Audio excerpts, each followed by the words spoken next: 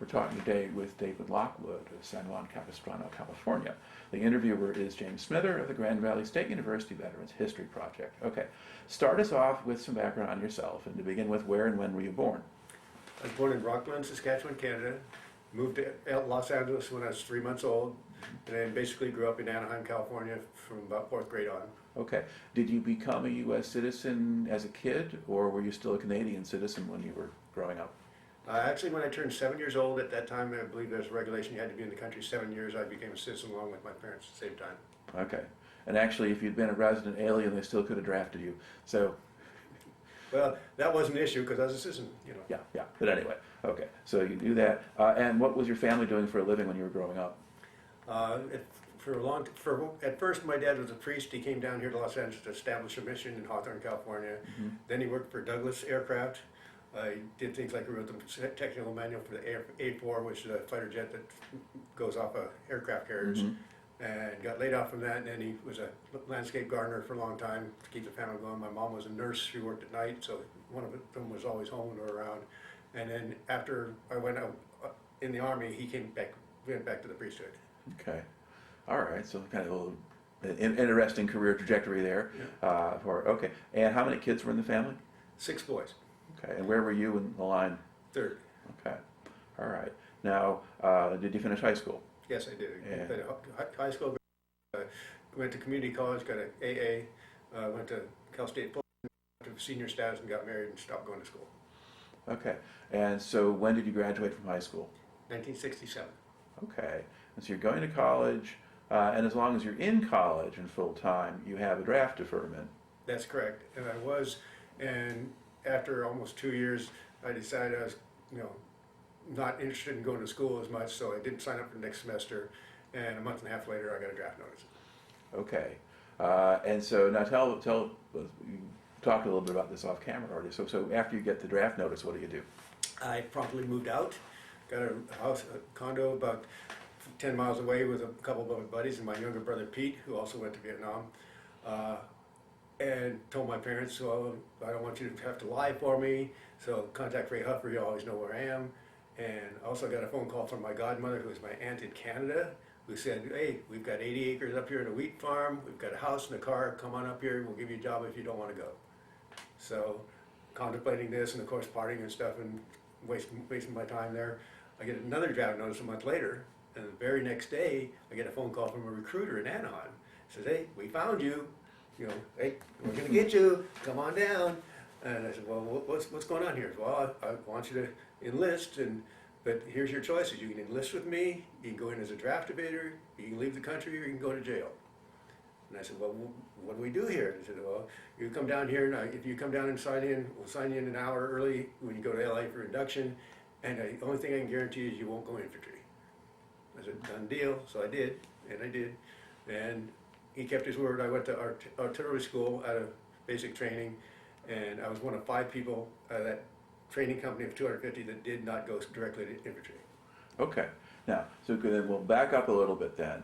So you report, had you had a draft physical? No, you just got the notice. So you hadn't had a physical yet, or anything? I had to have a physical. They'd called down for a physical, and the draft notice came later. Okay, all right. When they did the physical, was it a fairly serious exam or very quick, or? Well, it took almost all day. I thought, bluntly, it was kind of a joke because they'd walk you from one room to another room, kind of like the Alice's Restaurant story in the song. And they'd look at you and they'd poke at you and take blood tests and and then march to the next room and ask you some questions. But I thought it was kind of a joke. We all were kind of laughing, giggling about the whole thing the whole time. But it was. Did you notice anybody trying to scam the system or anything like that? Absolutely. And more than one person say, could you do my urine test for me? And there's one guy there who was just all, I don't know whether he's wasted or drugged up or whatever, but he was obviously on something. And so there are definitely people there trying to get out of it, saying they couldn't hear, a couple of different things where you knew, at least I thought, they were making excuses not to go.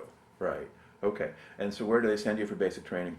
Fort Ord, California. It's in Monterey. I spent 2 months up there, beautiful country, had a good time there. And actually, 5th week into there, my brother, who had volunteered for the draft after I just went in, he was there too, so I got to see him when he was there. Okay.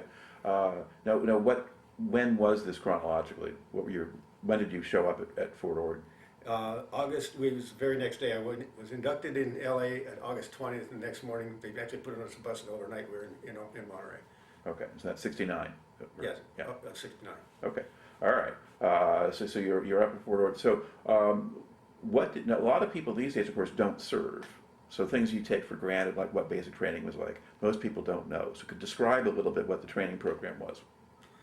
A lot of physical work, running and carrying packs, and I won't say quite abusive, but they're extremely strong, especially if you're the weak ones. The drill sergeants are really on your butt, and they're on everybody's butt to get everybody to work together. I mean, it was really well done from this perspective. I didn't enjoy it at the time, but they knew what they were doing. They were going to get everybody in line, and you use spear tactics and things like that to really make you toe the line and learn the military way, and whatever word you want to use, brainwash you or induct you to the military way of thinking, that you're there as a team, you're there to work.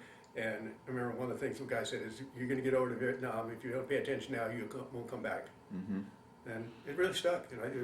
It was very helpful. I won't say it was all enjoyable, but they actually did a great job. So did you learn to obey orders automatically?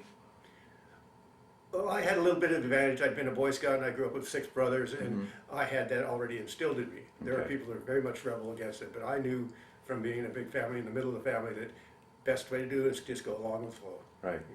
Okay. And were there people who washed out? Oh, yes. And they made a big fear. Oh, you wash out, or you have to recycle, which means you have to go through the scrap again.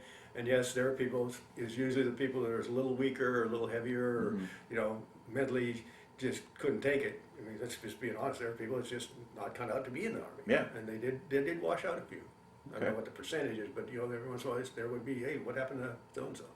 All right. Now, you were promised by the recruiter that you would not get infantry, and they said they assigned you to artillery instead. Now, did you have any say in that, or did they just assign you? They assigned us. Okay. They gave us a battery of tests, and I'd already taken some psychology and sociology classes in college, and I caught right on that this is, do you enjoy camping? Do you enjoy guns? And I said, oh wait, I see what they're doing here. So I was smart enough in my mind, I pride myself on that a little bit, that I knew what they were looking for, so I know I don't like camping, so I got the next best thing. I wasn't in the infantry, but I was on artillery, which was on a fire base, and we were still camping out in the dirt, but, Yeah. But you weren't necessarily humping through the jungle. Right. Okay. All right. So you do that. So where do they send you for artillery training? Fort Sill, Oklahoma. Okay. Very cold, very windy. Same kind of thing. Only that was a lot more educational. It wasn't as much physical. They really taught you what the guns would do, and told you how far it would fire, and what you had to do, and how to carry things, and learn how to do guard duty, things like that. More the fine tuning. Okay. It was a lot easier. And what kind of artillery did they train you on?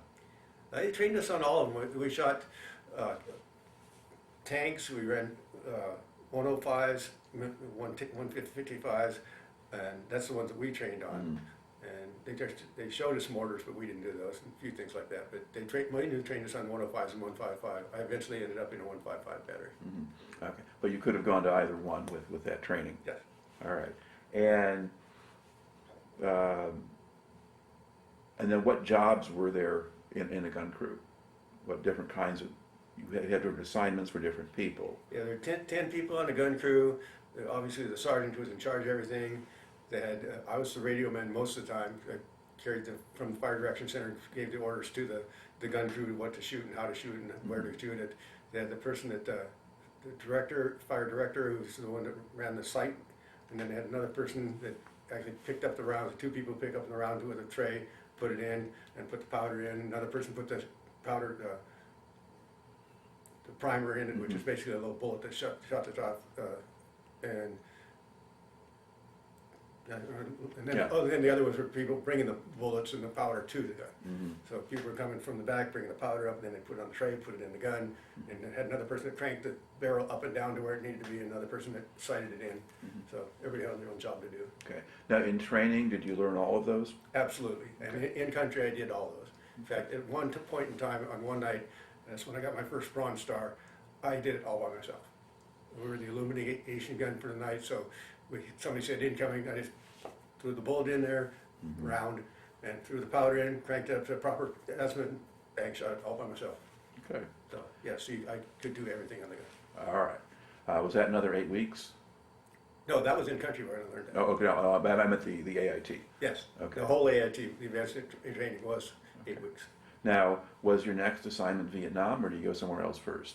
I went home for 30 days. I went home about the 1st of December, and January 2nd, I was in Northern California, San Francisco, and getting on a bird to go overseas.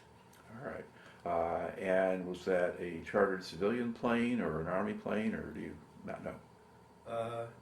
I believe on the way over, it was a military plane. On the way back, it was a commercial charter. Okay. All right. And do you remember where you stopped on the way over? Oh, yeah. We stopped in Alaska. We were there for about an hour and got to get out, and it was freezing cold. And then we stopped in Japan for about an hour to refuel both times, and then we went straight to Benoit. Okay. So that's outside of Saigon. And what's your first impression of Vietnam when you get there? It stunk. I mean, you come off the plane and you just smelled like old mildew. Mm-hmm. And one of the most frightening things in my life, first thing they do is they put you in this bus with chainmail and stuff over the windows. Or like chain link fencing, or Yep. yeah. And so you're like a jail bus, and drove through town and people looking at you and stuff. No weapons, nothing. They're just driving this bus through this very foreign, very different looking, different architecture, different buildings, dirt road. Just thinking to myself, what in the heck have I got myself into? Okay. And where were they taking you? They took us to basically a holding area on the military base where we stayed overnight and had sea rations, and then they shipped us out the next morning to our various places. Okay. And what were you assigned to? I was assigned to the 101st Airborne Division in northern Vietnam. They call it Northern I Corps. Mm-hmm. At that time, it was just outside of Hue. I went to Camp Evans. Mm-hmm. That's where I went there, and I was there for a couple of days, and then went out directly out to Firebase after 3 days. Okay. Did you do any kind of orientation training before you joined the unit? No. Because 101st had a system for processing a lot of guys in.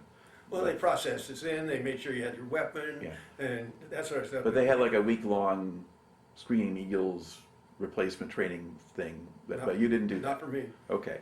And so now that's early December of...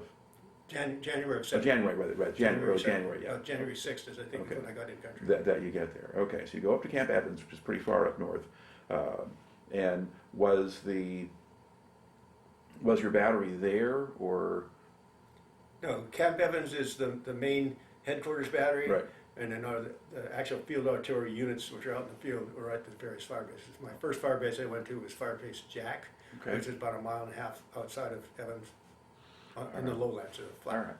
And what kind of reception do you get when you join your unit? Or what happens to you once you get there?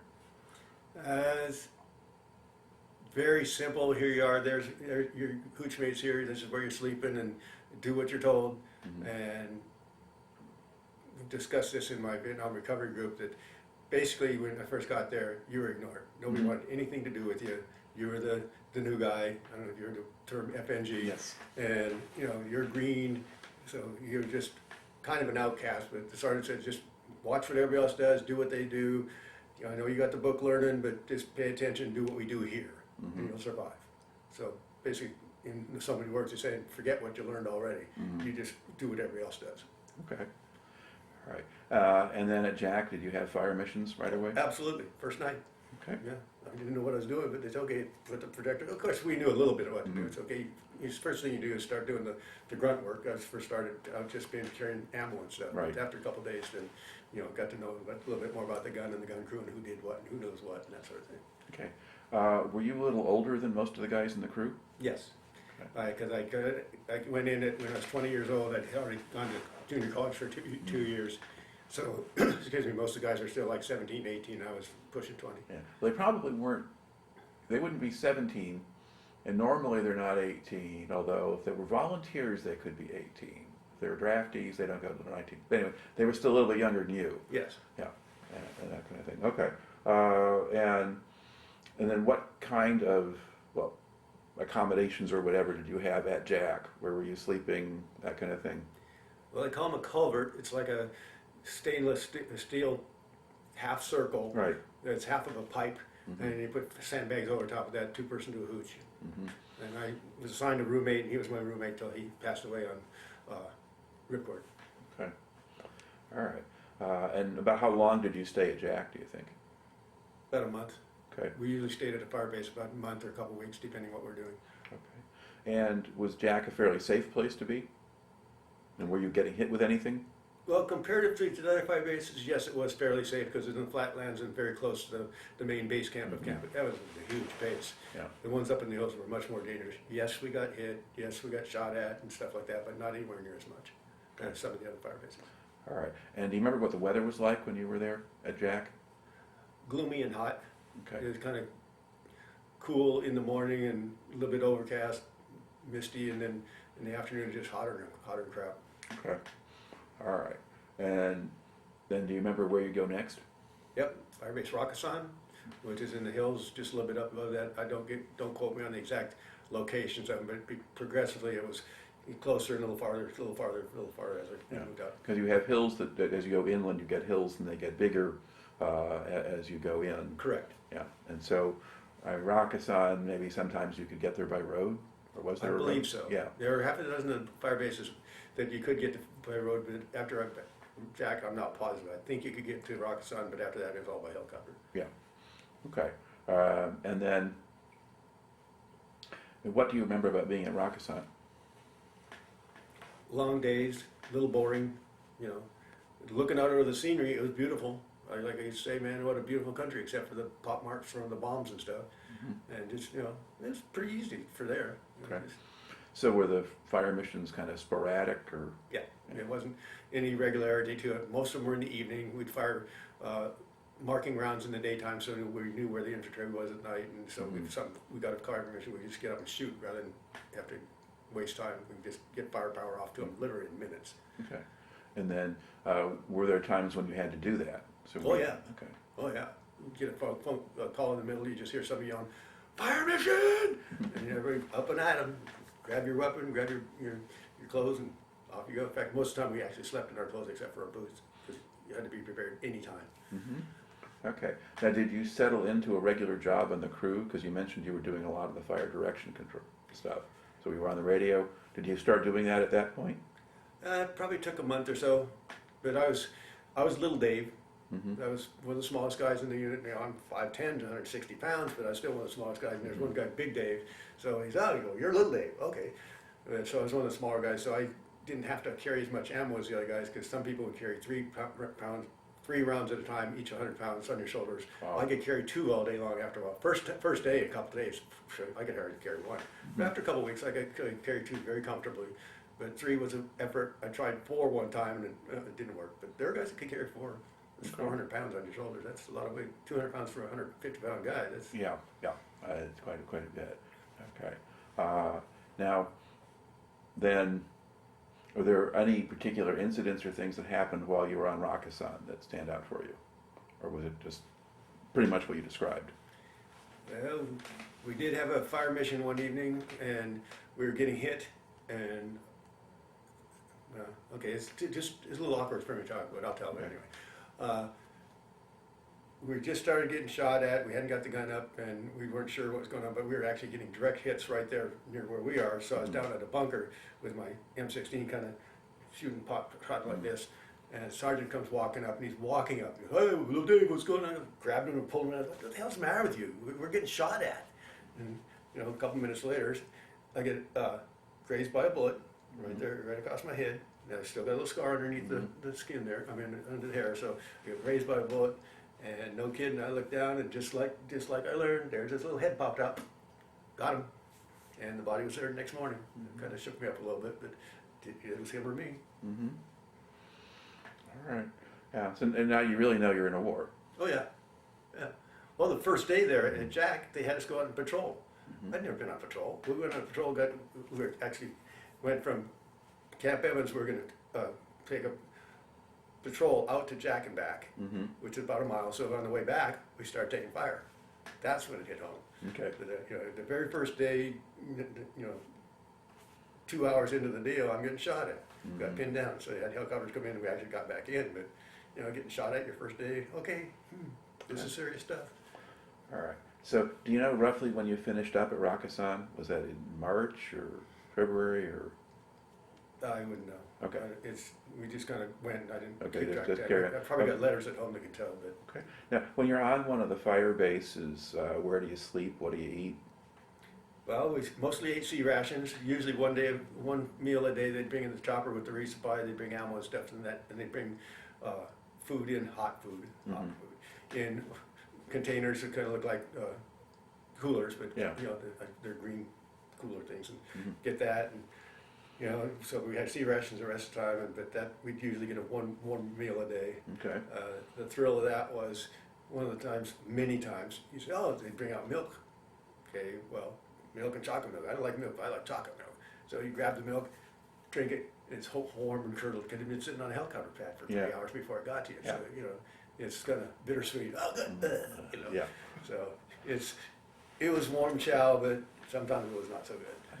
Did you ever get sick off of the hot chow? I mean, was it you get food poisoning or anything like that? No, just throwing back up when I drank the sour milk, the curdled milk, just come right back up. Okay. Yeah, the food actually was okay. It was. Kept you alive? Yeah. Okay. But then, and then do you have bunkers to sleep in, or? Yeah, the culverts that we were talking about, that's Yeah. what we slept in all the time. When we first hit an LZ landing zone, sometimes we wouldn't have that, we'd have to build it up, we'd actually sleep under the stars the first night or so. Usually that was one of the first things we did, put up the gun, get the gun bit going, and then put the culverts up the next day, and then you get one layer of sandbags on it each day until you get about 3 or 4 layers of sandbags on. Okay. So after Rakkasan, where do you go? Granite, Okay. and that was another exciting deal. We got shot at there, and that's when I actually got a Bronze Star for it. There we were illumination round gun that night, and I got up and shot the gun all by myself. I did everything on the gun. Because I was the first one up there, I didn't think a thing of it. I just grabbed it around, shoved it in, pounded it in, put the powder in, closed it, sighted up. We had it pre-sighted, so all we had to do was crank the barrel up to the proper height, and then just shot it. So within 1 minute, it had illumination around in the air, and they gave me a Bronze Star for that because, like I said, I just got out of the hoosh and ran up there and did it all by myself. All right. Now, were you doing this to provide illumination for your own base or for somebody else's? For our own, because Yeah. we were getting hit.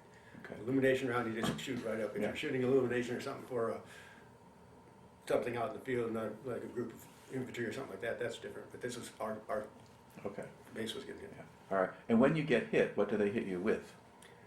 Small arms fire, AK-47s, the equivalent of a rocket-propelled grenade. Yeah. It's like a bazooka, and mortars, almost always mortars. All right. Now, when you were on one of these bases, did you get hit by sappers or just people sniping at you or bombarding you from a distance? Both, more often the sappers, because we'd hear the, now politically incorrect term, gooks in the wire, Yeah. which means they're coming up and sappers are the guys with little, bombs or Satchel satchel charges. charges and stuff, and they try and get as close as you can and then toss them at you and that sort of thing. So yeah, we had sappers in the wire, multiple Firebase Granite for sure. Okay. At Granite, did they ever break in and get inside the wire? Oh yeah. Okay. Then what happens? Well, then all hell breaks loose. You just concentrate on what you can do and get as many people over to that where they're breaking through, and you're on the. I was in the fire direction center, but they call in artillery from above, the helicopters and artillery from other units too, because we all covered each other's fire bases. So if something happens at your fire base, then you call them and they start shooting right around your area. Okay. And did they have sort of preset coordinates for Yes, that? Absolutely. So, That's what we did during the daytime. We set it up during the daytime, so we knew exactly where to fire, and we knew where the unfriendlies were. So you knew where friendlies were, so you didn't hit certain sectors, because they would say, okay, this is where second to 506 is. Don't shoot in that coordinate, but we shoot all around the base and stuff like that. Okay. All right. Now, you mentioned being in the fire direction center, so would you be with fire direction sometimes and not with your gun? Well, maybe I misled you a little bit. I was in communication with the fire direction center, but I was actually on the gun itself. Okay, you're at the gun. Like the gun sits here. Yeah. You got your radio. Kind of steering here. I'm sitting on a radio right next to the rail Right. of the gun, Okay. within yelling distance to tell the person how to sight the gun and stuff. Okay. And I was in the fire direction sometime, but I wasn't. I was assigned to the gun, not the fire Right. direction center. Right. Now, when the sappers came in, would they be coming for the guns? Was that their main target? Or do you not really know? I don't think they're targeting the guns. They're just there to get us, get the people. When they're trying to get the guns, that would be more the mortars and the rocket propelled grenades and stuff like that. on Firebase Fort Granite. I was doing guard duty one evening, and we all took 2-hour shifts on the gun because they're 10 men, that way you got some sleep. And we all went to bed about 10 o'clock, about 10:15, myself and a guy named Larry, we were on guard duty, and I see this big red ball of flame coming. It's just beautiful, bright red. I never saw anything like it. It's just beautiful. Across the hill, blows up. Wow, Larry, that was cool. I wonder what the infantry's doing. Well, 30 seconds later, here comes another one. And you hear, incoming! Well, this is rocket propelled grenade coming at us. Yeah. And my gun, we're at my gun, right at the edge of the parapet, and we're literally 15, maybe 18 feet away from the gun. And I'm going to Larry, that's coming toward us. I start pushing down, it hit our gun. The concussion knocked us both on the ground. We're laying there on the ground, and all hell starts breaking loose. People shooting, and all the fence and stuff. And people come running out to the gun. They come out to run the gun, and my buddy Big Dave comes up and says, "Hey, little Dave, you okay?" And I said, "Yeah." And he said, "Well," Larry goes, "Well, get the fuck off me then." So I start getting up, and he goes, "Bullshit! You're not good. You're bleeding like crazy." Put my hand up here on my chin, covered with blood, just covered, just crap. And then I start feeling this burning sensation here in my cheek. Yep, got shrapnel in here, shrapnel in my chest, shrapnel in my knee. So I'm laying there, medic, and Dave's going, medic, getting up, and medic over here right now. So the medic comes over, takes a pair of scissors, and I'm sitting like this, and I go, oh. And he goes, hold on. He says, take your hand away. Okay, put it back. And then he takes a pair of scissors, cuts my pants all the way up like that. Take your hand off. Okay, yeah. And then he takes this big bandage about, yay big, 6 inches big, takes this big bandage, starts wrapping my hair around my head, and he goes, "Oh, it's just a small scratch, just a little bit of thing, it's not a big deal, you're gonna be fine." Well, I've taken many first aid classes, and even in the Army they say first aid classes. What's the first thing you tell somebody? Reassure them, tell them they're good ahead, so they won't go into shock. My brain works so fast, it says, he's telling me, okay, I'm fucked, I'm dead. Went right into shock. Weirdest sensation in town. So they medevac me out the next day, and went to 85th Evac and got it, the shrapnel taken out of me and stuff, and spent a week in the hospital and then a week down at the Air Force Base, kind of like the China Beach thing for recovery, and back out to the field. All right. And then where was your unit when you rejoined them? Were they still on Granite, or had they moved? I think they went back to Rakkasan. They weren't on Granite anymore. Okay. They packed up my stuff and moved it. I don't recall exactly all the names of the Firebases, but I was on like 6 different Firebases. Okay. All right. Now, eventually, do you remember any of the other Firebases that you were on Ripcord, which we'll get to? Were there other ones that you remember the names of?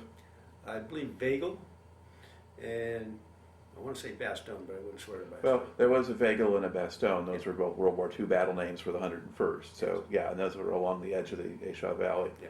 Okay. So you're going to on those. Now, were those before or after being on Ripcord? Before. Ripcord was the last Firebase I was on. Okay. Yeah. All right. Now, at these other bases, were those smaller than Granite or about the same size? I believe smaller. Okay. Yeah, Granite was pretty big. Okay. And now, did these bases get hit? Yeah, but not to the same degree. Okay. We get a little sniper fire now and then, but not as much. All right. The ones that stood out to me the most, getting most hit the most time was Granite and Ripcord. Okay. All right. Are there memorable things that happened at those other small bases, kind of before we get on to the Ripcord part? Well, after Granite and getting the Purple Heart and all that stuff, one of the things I did at night is you had free fire zones where there's supposed to be no friendlies, so you go out and shoot if you want. I love to take the M79 out and just hey guys, I'm awake up here. There's somebody up on the hill. Don't come up. So I would literally shoot that M79 for almost the whole 2 hours on my guard duty, just because my mind was saying, you guys know there's people awake up here. Okay. And nobody minded you're doing that? Oh, they loved it. Yeah, people thought it fine. Yeah, it's the same thing. At least you knew we're here. Okay. Now, when you're on these bases, did they do mad minutes? Everyone fires at once? We did not. The infantry did. But the big guns, we just shot when we needed to. But we'd be up there, and they would have that. They'd have people on the wire, which was usually the infantry that came up, because the platoons and stuff would come up and switch, and they'd be on the fire base for a night, and then they'd go back out in the bush, and yeah, they would have that sometimes. Okay. All right. Now, last base you go is going to be one called Ripcord. Do you remember when you went up there?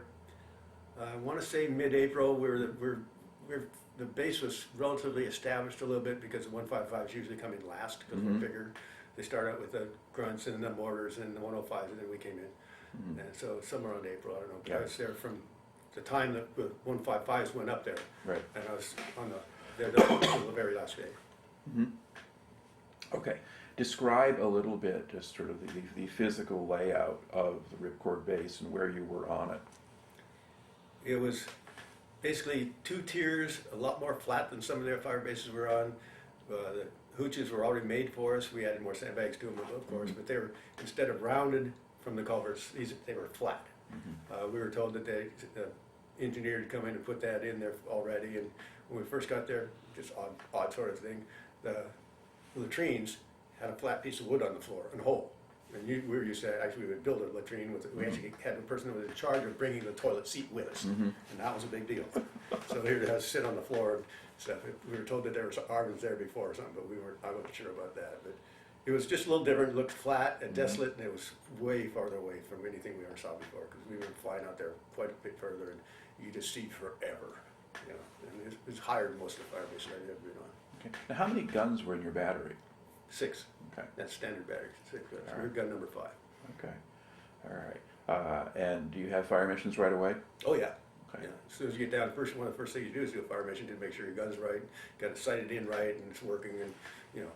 So whenever you hit a fire base, especially a hot landing zone, first thing you do is get it set up so you can get off around as fast as you can. We had one just opposite from Ripcord. We were on an insertion into Cambodia, and we were taking fire as we went in. They said, you got to get a round off as fast as you can, because then the small arms fire will stop as soon as you get a round off. And we got that gun down on the ground, and we didn't have it dug in properly, but we shot a round off within like a minute and a half. Okay. So we had people going over into Cambodia that you were supporting? Yes. Okay. At the time, the president denied that we had. I've got actually a copy of the Anaheim Bulletin, my local newspaper says, President denies military presence in Cambodia. Well, because actually you were close to Laos. Cambodia was farther south. Yeah, we went to Laos also. Yeah, because where you were far enough north, the Cambodian border wouldn't have been so close to you. I think you would have had the Laos border. But anyway, but across the border in some place they were not supposed to be. Yes. Yeah. Okay. Yeah. Now, was there sort of a daily routine for you, April, May, June, before the base gets bombarded heavily? Yeah, you had your normal thing. You kind of get up and you know, have your coffee, breakfast, that sort of thing, and police the area and make sure your rounds are ready to go, and you double check everything. You always had to be prepared 24 hours a day. You know, we had things like if you weren't doing anything, would be setting the fuses to how you want to set somewhere, set up to set out at a certain time, or set on destination and on impact, that sort of thing. So we make sure everything's all in line, and all the rounds were supposed to be in the powder was separated and that sort of thing. And usually we'd have a helicopter come in almost daily that would bring in ammunition and food. So we'd hump the Joes, is what we used to call it, hump projectiles, and you'd carry them up from the helicopter pad where they were in, and we had to bring them up to our area. Okay, so you're having to carry them uphill. Yeah. To get to where you were. Yeah. Okay. And this is the part where, and of course, by the time you get to Ripcord, you've been lugging these things around for a while. Oh yeah. So you could take your tube and so forth. Now, were you exposed to small arms fire while you were doing that? I mean, could people with a machine gun shoot at you? Yes. Yeah, we'd get sniper fire now and then, and well, one of the times we're up there and we actually saw the enemy setting up a machine gun. We had the little tripod and the gun and stuff. We saw him literally on about 100 yards away from him across this little bit of a valley. We just turned our gun around, direct fire, and shot him. Just like that, didn't even call in for permission, because we knew it was not supposed to be any friendlies there. We said, that's gooks over there. We just got the gun and turned it around, direct fire, get them. And we just hit the dirt when we fired, because the shrapnel actually came back and hit the hill. You hear it tinkling on the guns and stuff. That's how close it was. And now, do you ever fire sort of beehive or flechette rounds, things that are anti-personnel rounds? Yes. Okay. And how, under what circumstances do you use those?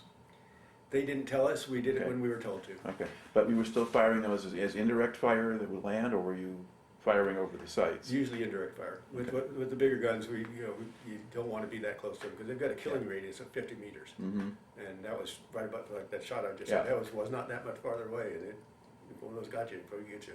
So most of our missions were indirect fire. Right. But you could use that kind of round, even with indirect. Yes, So it just kind of rained down nasty, pointy things on people. exactly. Okay. Now, was the routine, would you sort of take turns being on watch at night, so there'll be like one or two of you with the gun and other people sleeping, or how did that work? Yeah, absolutely. It's very organized. 10 people on the gun crew, 2 people awake at the same time for 2-hour shifts, starting about 10 o'clock and ending about 8 in the morning. That way everybody got a relatively amount of sleep. And if you had a fire base, all bets are off. I mean, there were times when we literally shot for 24 hours straight. And just be able to grab a bottle of water, not water, but canteen, keep going and just shoot and shoot and shoot. But yeah, you never knew, but always had 2 people at each gun crew on guard. Okay. Did you leave the fire base at all until before the evacuation? Did you ever get to go back to Evans or anywhere else? Well, I was personally very lucky. My birthday was July 15th, and I went to my sergeant and went to Bob Calso, lieutenant, who actually got killed on that. That was our commanding officer. I said, hey, we might not live through this. My brother's in Fubai. Can I go and see him one more time? Just go in for the evening and come back tomorrow morning. So I went on a helicopter back to Fubai about 4 o'clock in the afternoon. I was back at the base by 8 o'clock in the morning. But I did get to go into Fubai. I'd go to, he was a helicopter mechanic at the air base, so I got to go have a beer with him and come back after my birthday. Okay. Let's talk a little bit about the officers. Now, I think Kelsey was originally the executive officer of the battery.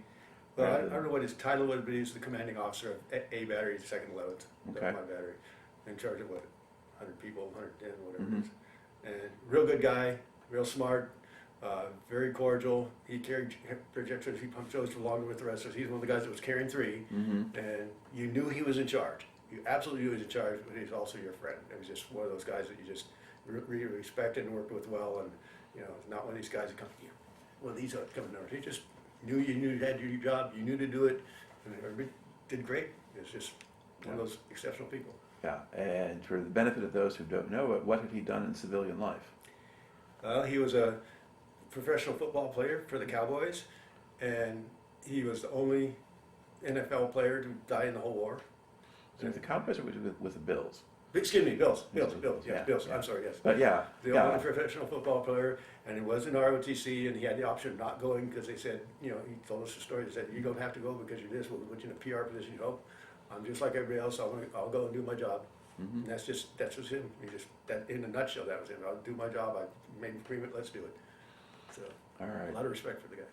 Okay, and did your crew stay pretty stable? Was it the same guys the whole time, or did you lose some? It was pretty stable. The same day that Lieutenant Kelso died, my hooch mate David Johnson, he went by the nickname of Big John, great big tall black guy, nice as could be, and he got killed by a mortar round the same day, same time as Lieutenant Kelso, and he got killed in the doorway of our hooch, and I got the honor of carrying his body down to the out, and then next morning we took him down to the. When he was going to be in a body bag, taken back, and this is a personal thing. They said, we got to take his body down there. I'm not doing it. You're his hoop mate. You have to. So me and another guy carried him down, and as we're carrying him down, his arm came out of the body bag, and I almost lost it. And that really, really hit home. That's one of my little issues. Sure. That this just you get to be really good buddies with the guy, and then you have to carry his body, and then see his arm fall out. It's just so traumatic. Okay. Now, I think things start to change in Ripcord around the 1st of July. Right. The North Vietnamese start hitting it with mortars and various other things. Could talk about just that process from 1st of July onward? How did things evolve or change? Bluntly, you never knew what to do. I mean, I remember one day I got up, go to the bathroom. About halfway across, mortars started coming in. We got mortars at night, we got shot at night, daytime, didn't matter, were afraid to move.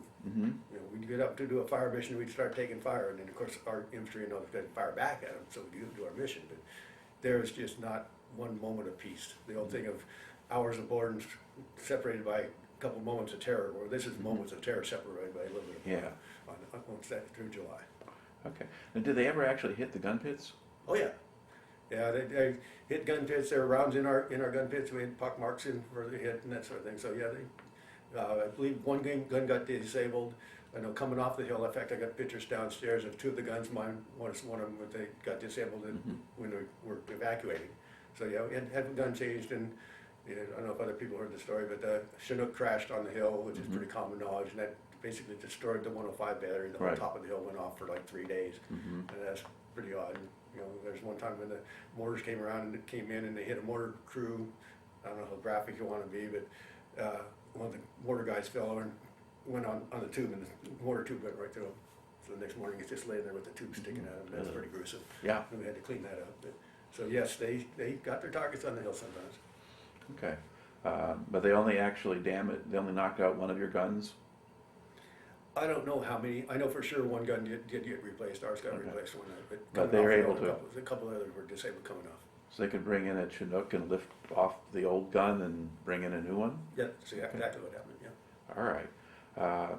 Now, you're doing a lot of fire missions. There are the line companies are out there in the field, and Yes. particularly in July, now some of them get into either serious fights or in some cases even surrounded on hilltops, and other times you're having to prep fire for attack. So you're busy a lot. Did you have any idea what was going on out there?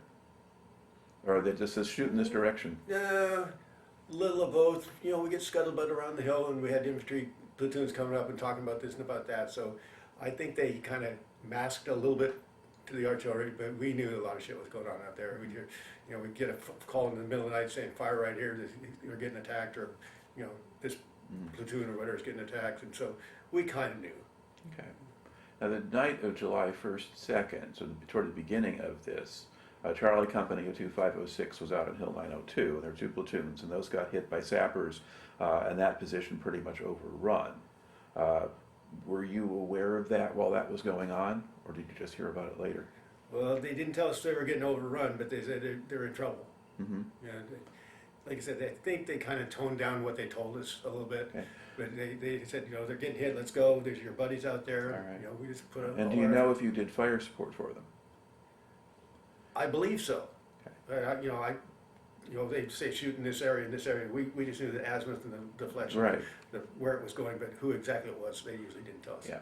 There's sort of on that particular situation was complicated for a variety of reasons. And there's an artillery forward observer who was there on the hill, says he must have called in elimination rounds because the sappers were right on top of them. Yeah.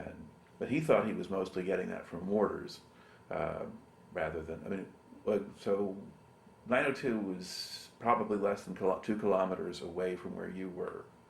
Would you have been able to provide elimination rounds at that distance? Sure. Okay. Yeah, the gun can go almost vertical. Yeah, because you were doing it over your own base. Yes. So you could probably do that. And we probably did. Bluntly, at that point in time, it wasn't who it is, what's going on there. It's just fire the gun. That's your job. Get it out there. You're saving lives. Right. I didn't get into detail who was going on or what was going on. It was more important to do your job and get the illumination out there and get that high explosive out there and stuff like that. Just Right. Okay. you use the next day or two. Somebody there's a little bit of the rumor mill whatever. Yeah. Oh well, yeah, we did this, or they said how so many casualties. They let us know, but in the midst of it, your only thought, which kept me sane and kept me not being nervous, is just shoot because that's what you're here for. Sure. Okay. Now, July 18th, that's when a Chinook helicopter crashes and blows up the 105 battery. What did you see or hear that day? We heard the explosion. I actually saw the helicopter going down. We were the hills like this, and they were up here a bit, but the helicopter was up in the air, and we see this big explosion, and then it's just quickly was yelled to, hey, chopper down, watch yourself, it's on fire, don't go up in that direction, stay in your area. So and they said, yeah, it's bad, just hit an ammo dump, and oh crap, the whole hill's going to go up. But we kind of held our ground down our side and did what we were told, didn't go over there because it wasn't a good place to go. But they made it real clear that what was going on up there. Did any of the guys from the 105 battery come down and join you, or did they just move them all off? Well, I think they kind of scattered down the hill. They were down with us, but reassigned or something like that. No, but they were, just getting out of the way of the fire. Okay. Now, were your gun crews at full strength? Most of the time. We kept getting a lot of replacements. We did get a bunch of people injured, medevaced off, that sort of thing. And like I said, there was only 2 of our battery that got killed, Lieutenant Kelso and Big Dave. Yeah. Yeah, we had a lot of replacements. In fact, I remember hearing that they were on the radio that they're asking for volunteers from Camp Evan and Camp Eagle to say, can we get any of you guys go out there because Ripcord's getting their ass kicked. Because there were, I mean, I've interviewed a number of people in your battery, and some of them were talking about being down to, 3 or 4 people on a gun or something like that. Yeah. Okay, and but that might be temporary. Yeah, they filled it as quick as they could. Mm-hmm. So I don't think our gun was ever to the point where we couldn't fire because everybody was trained on everything. Right. And literally, you can shoot the gun with like 3 people if you have to. I mean, it's a lot easier with more. Yeah, and a lot easier to move ammunition quickly that way. Yeah. I mean, we jump off the radio and help pick the traitor, ram the round in, and jump back over to the radio, that sort of thing. So we did what you had to do. And like I said, 10's ideal, but you can certainly run the gun with 3 people. All right. And then at what point, before the evacuation of Ripcord, when you think back to the time that you spent there, are there other things that happen or kind of stand out in your memory?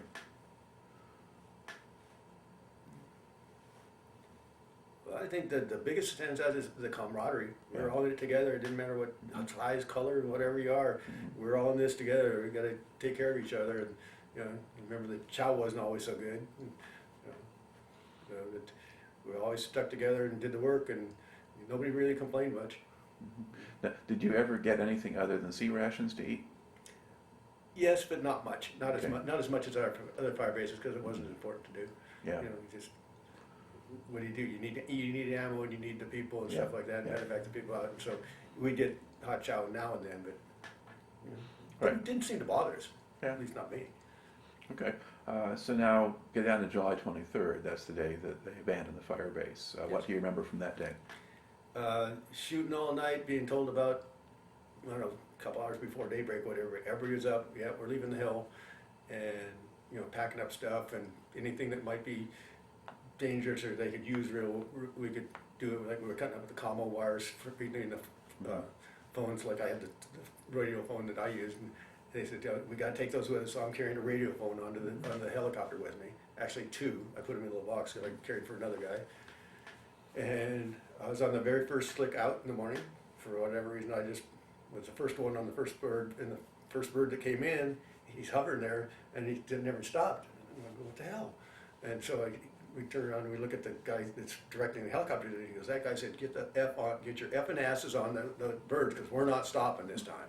So next time one bird can come in, grabbed the thing, grabbed the skid and jumped in, and there's 6 of us on there, and the 6th guy came off, was getting on, and Ripcord was like this, and the helicopter had a real deep streak down, and that's what they do is go off and they go like that and get up speed and get out of there really quick. Well, I'm there and we're jumping on and all that stuff, and of course we got a little bit of adrenaline going.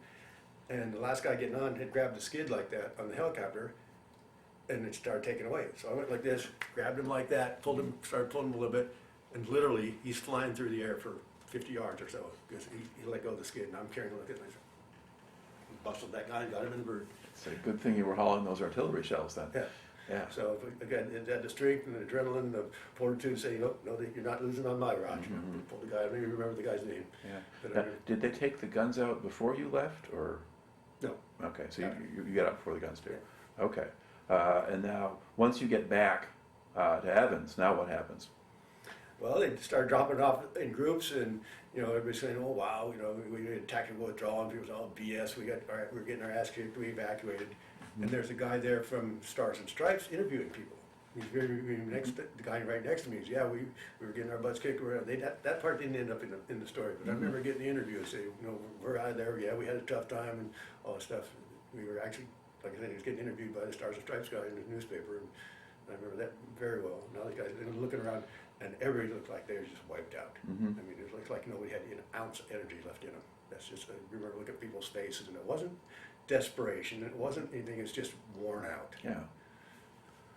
So you can finally maybe begin to relax for first time in a long time. Yeah. A lot of that going on. But, you see people just worn themselves, they're just exhausted. Okay.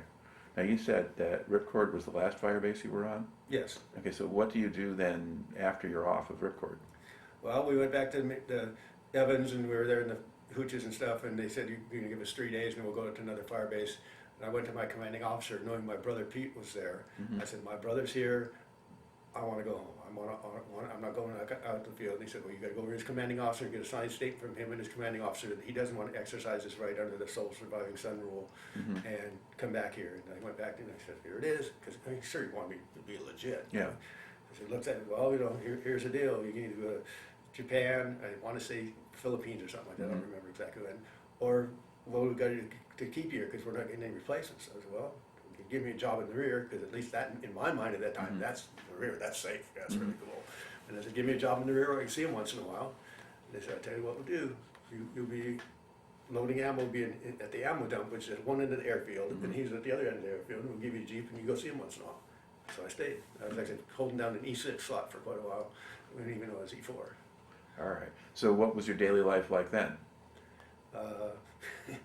Hang around, do nothing all day till about 4 o'clock in the afternoon, go over and load trucks like crazy and load up sorties for helicopters and put them on the ammo and get them all loaded up and I had this line of trucks, 10, 20 trucks, depending how much was going to what Firebase, and a whole bunch of sorties on the helicopter pad to take out, loading up 155 ammo to go out these places, and we'd send out grenades and small arms and stuff like that, whatever they ordered, and loaded them up at night, and then we'd come back get done about 11, 12 o'clock and have a little snack, because we knew people at the, what do you call it? Mess hall, yeah. Yeah, we'd go over there, oh yeah, you guys here, and sometimes they'd just give us, oh yeah, here's your lunch, because we'd always miss dinner, but, and then sleep and get up and do it the next day.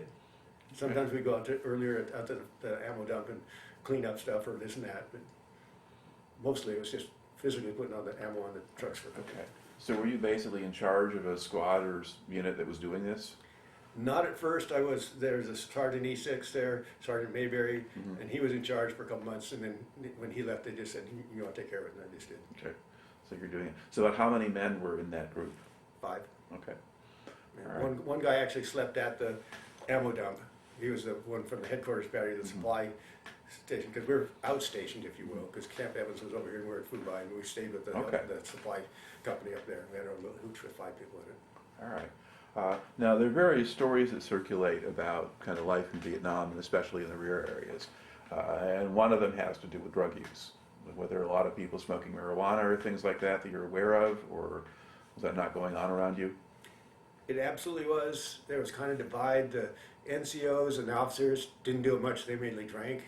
But there were definitely a lot of smoking going on. In our hooch, they did it. I didn't imbibe in very much. I didn't care for it much. But there were guys in my hooch that did it basically every night. There were a couple other hooches. There was heroin in some of the places and stuff like that.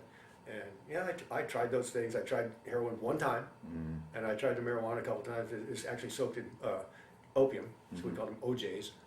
And that's been pretty mellow stuff. And I said, I don't want to keep my wits about me. I didn't get into that stuff. But some people did. Yeah, there's a lot of it. It was very available. Yeah. Now, did it seem to affect the performance of units or how people did their jobs? I think there's a complete difference between in the field and out in the field. Out in the field, I'm not sure about infantry because I wasn't out there, but on the fire bases, we didn't drink, we didn't smoke, we didn't get that stuff. But in the rear, I think they were a little bit more, not want to say it badly, but lazy. You know, and a little more don't give a crap attitude. We're out there, when you're out in the field getting shot at every day, I think you're a little more concerned about that stuff. And we took rounds. My hooch actually took a round. I had to put up an antenna for a TV on a pipe. Well, one night, 3 rounds came in, hit the ground, hit the bunker next to us, hit the bed right next to mine. And so I know they were targeted. They must have thought it was some kind of special electronic thing. It's just a freaking TV. So I tore it down.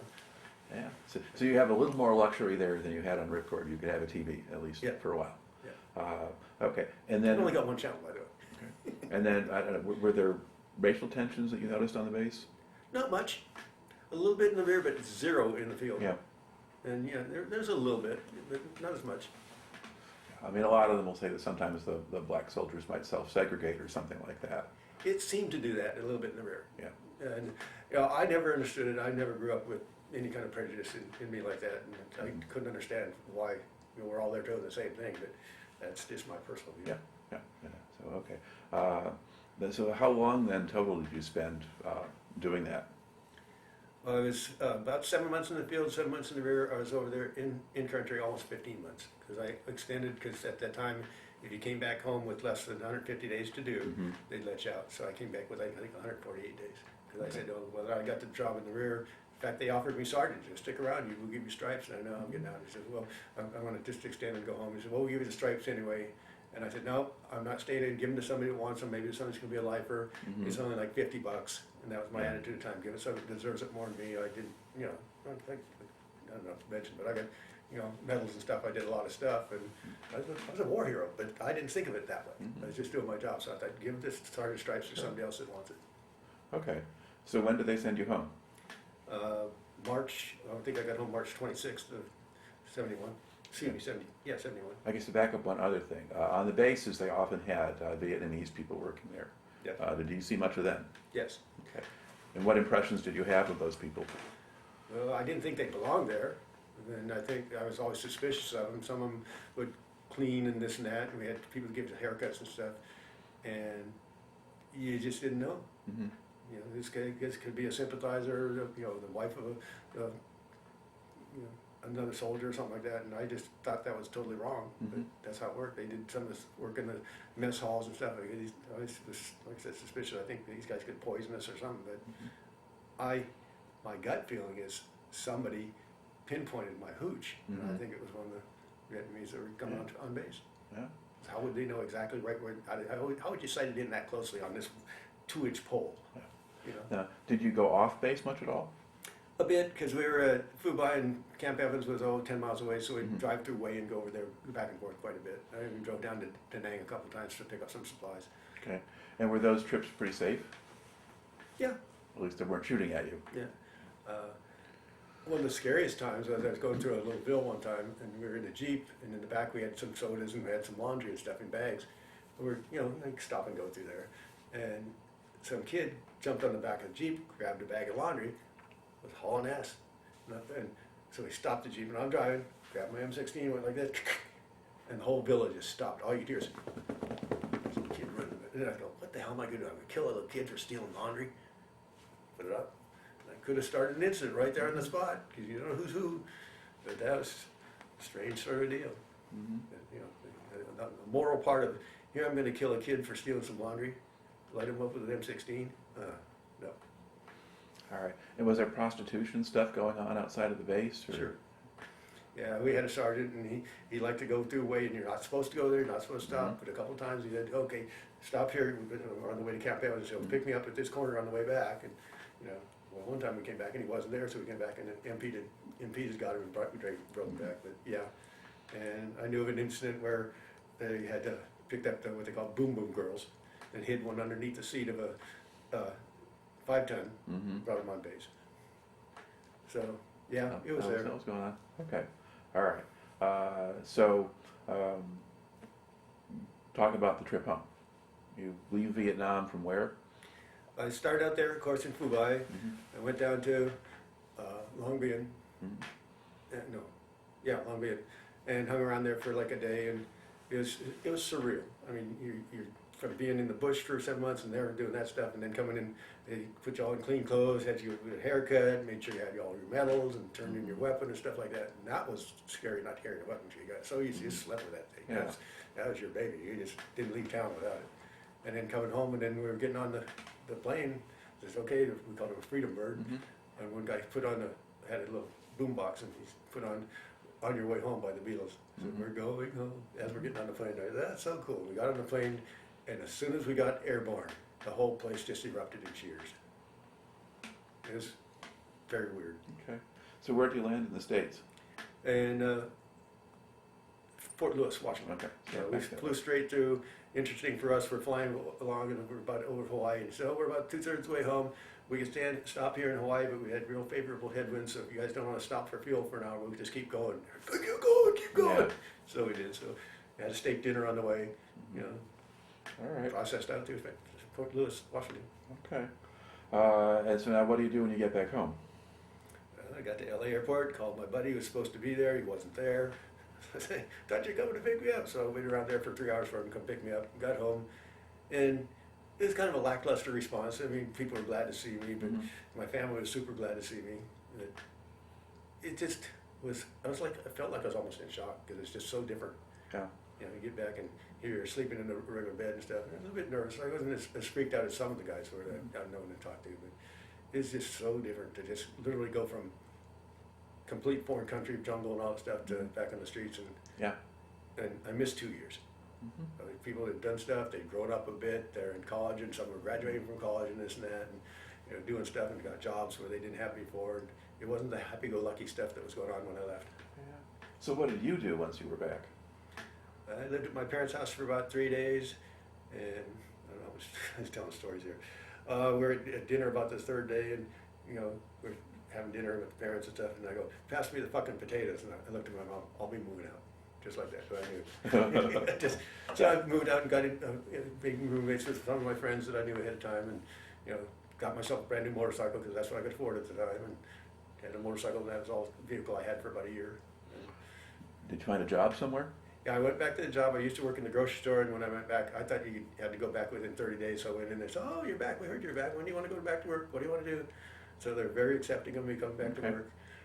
We didn't talk about the war stuff very much, but there were half a dozen people still there. The same store director was there, and he knew me. He said, "Hey, I'll put you right in produce and give you a raise and all that stuff. I'm glad you're back." But just tried to fit in. Didn't talk about the war much. It was very unpopular to talk about it. And then, do you stay in that or move on to a different career, or what do you do? I actually stayed in that for about 30 years full time. That's pretty good. And I get 40 years total in it because I started just working just Saturdays, and then I got a job I worked 10 years in commercial real estate. Did fairly well the first couple of years, and that's when that big recession hit, so I didn't do well for 7 years. But then I got a job at HUD, Department of Housing and Urban Development, did that for 23 years. Okay. Started out in real estate owned and was overselling property selling in the Los Angeles area, Southern California for a couple of years, and then I got a job as web manager and ran the website for 4 states, and then it was 1 region, then it was 2 regions, then it was 3 regions, then it was 4 regions, and then it was part of headquarters. That's attrition and stuff. So yeah, pretty big time job. All right. And aside from the language issue, did you have other problems just kind of readjusting to civilian life, or have there been things that have come back and PTSD kinds of things, or? Yeah, and it wasn't as obvious to me at that time that's what was going on. But I remember my buddy Ray took me aside one time and said, you know, you got to watch how you talk and how you treat people. It's just not the same. You can't be so freaking blunt all the time. Yeah. And it was just, here I go from when I went in, I was just a gentle, nice, middle child and get along with everybody. But when I came back, I had a bit of a tude and, you know, a little bit of an edge, and I didn't put up with any crap. And that was not how I used to be, and that put some people. So we were talking about this sort of readjustment and things after getting back from Vietnam, and you said you had some problems with relationships and things like that. But you are on your third marriage and still in it. Yes. How long have you been married this time? 16 years. We've been together 20. That's a pretty good run. And we do have headaches. She was down there. She's here with us today, and she was down there talking to some of the girls, and they are talking about sort of the same thing. Sometimes I get a little irritable and that sort of thing, and you know, for extremely low tolerance for incompetence. You know, because if somebody puts me in danger, I'm not happy, and so it comes out sometimes. Okay. And so have you gotten involved with support groups or things like that? Yes, about 5-6 years ago, I started going to the vet center in Mission Viejo. I'd actually gone to the VA a couple times in Long Beach and saying, you know, got this stuff going on, and not to badmouth VA, but I went in there and they gave me some tests and this and that, and then I'm there with the shrink, and she said, well, what makes you think you'd come in here and this and that? And she said, well, look at you, you're well dressed, you got a job, you got a nice car, you got a home, you know, what are you doing here? And I said, with all due respect, Doc, you don't know what the fuck's going on in my head, you know. And he said, why don't you go to the vet center? So I went to the vet center, and they're much more understanding for some reason. And that actually, I've heard all kinds of stories about the VA good and bad for this kind of thing, but sometimes there will be these people who are pretty dismissive and do that kind of thing for you and so forth. And then how long have you been connected with Ripcord Association? Probably about 8-10 years when I first started going. A buddy of mine, we got to talking about it, and we started telling stories, and I'm in this Ripcord thing. I said, okay, and so I looked on the website and joined up and been following it. This is the first time I've come to one of the conventions. Of course, it was delayed 3 years. yeah, because we missed the 50th anniversary, the actual 50th anniversary. It's, you know, for many years, I kind of, like most people, or a lot of people, I just clammed up. It was either just to hide it and ignore it, and sometimes I drank a little too much beer and stuff like that, and, you know, that's partly how it evolved. I hid behind a bottle for a little while. I was not alcoholic, but maybe I was. I don't Well, know. self-medicated. Yeah. Yeah. But, you know, I basically ignored it, wouldn't talk about it. I talked with one or two friends, just the Reader's Digest version of what's going on. But now I'm pretty well open about it. And we, through the therapy there and through, I had a little bit of individual therapy, and they've got me on some meds. And it really makes a difference. It's not, it's okay to talk about it. I still get a little anxious on it now and then. Sure. Well, I very much appreciate your willingness to share the story today. It's important to get these things recorded and remind people really just what war ultimately is about and what it can do with people. Yeah. All right. Now, to look back on the whole thing now, what do you think you kind of, did you learn anything from being in this service or gain anything positive from it? Well, lots of stuff. Big thing I learned is tolerance and teamwork. I mean, I grew up in a family with 5 guys, brothers and stuff, so we always been that team approach, but it really solidified that, you know, for me, doing something on my own, yeah, I can do it, but it's so much easier to have other people to helping you and working with you and, you know, friends around. It's very important to me, and I really, really realized that through the military service, and the discipline and the strength. And somebody says, that's too hard to do. Don't tell me I can't. I'll figure out a way. And not everybody thinks that way. And I realize that. I get a lot of stick-to-itiveness and a lot of courage. You know, I'm a badass MF up here, but I'm not stupid either. I'm not going to take on 14 guys, you know. So a lot of self-assurance, and, you know, feel what I'm really good where I stand. Like I said, there's a couple negative things too, but it's all a big package. All right. Okay. Well, then thank you very much for sharing the story today. You're welcome.